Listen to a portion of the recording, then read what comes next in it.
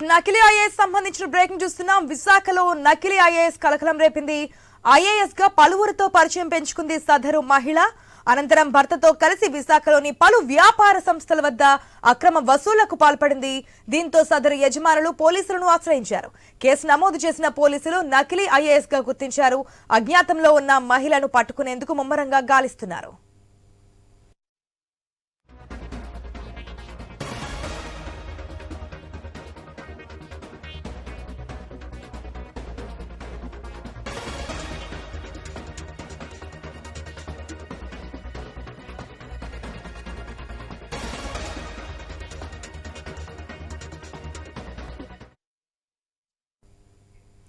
విశాఖలో నకిలీ ఐఏఎస్ కలకలం రేపింది. ఐఏఎస్ గా పలువురితో పరిచయం పెంచుకుంది సదరు మహిళ.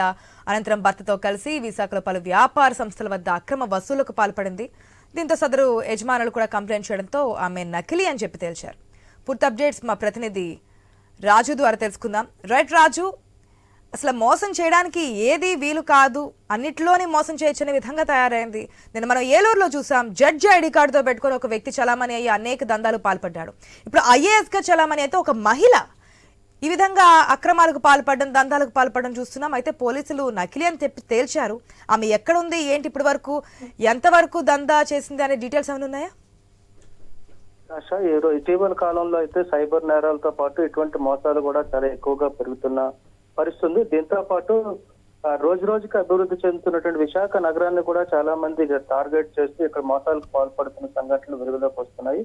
ఇదే ఒక వరవడిలో గత కొద్ది ఇటీవల కాలంలో పవన్ కళ్యాణ్, డిప్యూటీ సీఎం పవన్ కళ్యాణ్ పర్యటనలో కూడా ఒక ఐపీఎస్ అధికారిని అంటూ కూడా ఒక నకిలీ ఐపీఎస్ కూడా హల్చల్ చేసిన సంఘటన మరొక ముందే తాజాగా ఇప్పుడు ఐఏఎస్ రూపంలో ఒక లేడీ అయితే మోసాలకు పాల్పడుతున్న సంఘటన వెలుగులోకి వచ్చింది. ప్రస్తుతం అయితే అమృత భాగ్యరేఖ అనేటువంటి ఒక మహిళ అయితే తనను తాను ఐఏఎస్ ఆఫీసర్ గా పరిచయం చేసుకుంటూ ప్రస్తుతం ట్రైనింగ్ లో ఉన్నాను కాబట్టి రాబోయే రోజుల్లో కలెక్టర్ గా ఈ ప్రాంతానికి వచ్చే అవకాశాలు ఉంది కాబట్టి మీరు అందరూ కూడా నా పరిధిలోకి వస్తారు, మీ అందరినీ కూడా నేను కంట్రోల్ చేయాల్సి ఉంటుంది అంటూ కూడా బెదిరింపులకు పాల్పడుతున్నట్టుగా తెలుస్తుంది. ఈ క్రమంలో విశాఖపట్నం, విజయనగరం ప్రాంతాల్లో కొన్ని వ్యాపార వాణిజ్య సముదాయాలకి సంస్థల వద్దకు వెళ్ళైతే తను పరిచయం చేసుకొని బెదిరింపులకు పాల్పడడం కూడా జరిగినట్టుగా అయితే ప్రస్తుతం సమాచారం ఉంది. దీనికి సంబంధించి కొంతమంది పోలీసులను ఆశ్రయించడం జరిగింది. దీని మీద రంగంలో దిగిన పోలీసులు అయితే పూర్తి విచారణ చేయడానికి 3 బృందాలుగా ఏదైతే ఎంవీపీ పోలీస్ స్టేషన్ పరిధిలో డీసీపీ ఆధ్వర్యంలో 3 బృందాలు కూడా దీనికి సంబంధించి విచారణ చేస్తున్న నేపథ్యంలోనే తాజాగా ఈ అమృత భాగ్యరేఖ తన భర్తతో కలిసి విజయనగరం వెళ్లి విజయనగరం నుంచి అక్కడి నుంచి అజ్ఞాతంలోకి వెళ్ళిపోయినట్టయితే పోలీసులు గుర్తించారు.